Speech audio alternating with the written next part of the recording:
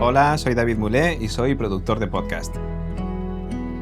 Puedes escuchar mi trabajo en diferentes plataformas como Spotify, iVoox y en la página web de mi productora, La Constante.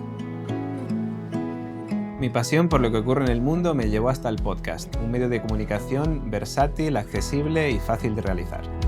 Es un altavoz para muchas personas, desde alguien que quiere dar su opinión sobre cine hasta una empresa que quiere darse a conocer. Es como una radio a la carta donde cabe cualquier temática. Con insonorización, un guión original, una buena locución y una edición final, es posible expresarnos y contar historias que acompañan al oyente mientras viajan, cocinan o hacen deporte. En este curso de Doméstica te enseñaré a crear un podcast desde cero y qué necesitas para ello.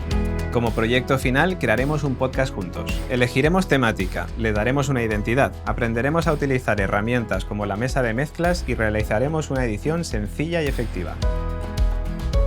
Para ello te explicaré qué es un podcast y las diferencias que existen con un programa de radio. Te hablaré sobre los materiales necesarios y las opciones de formato. Más tarde te enseñaré a elegir la temática de nuestro proyecto y cómo dirigirte a un público determinado. Te hablaré sobre la estructura del podcast y la duración del programa.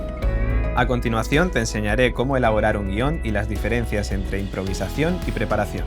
Te enseñaré a preparar el equipo de grabación y a configurar los ajustes de audio en el ordenador. Luego te explicaré la importancia de la insonorización, la locución y la dicción y te enseñaré a editar un podcast con Adobe Audition. Finalmente, te enseñaré algunas plataformas de hosting y las mejores redes sociales para su difusión.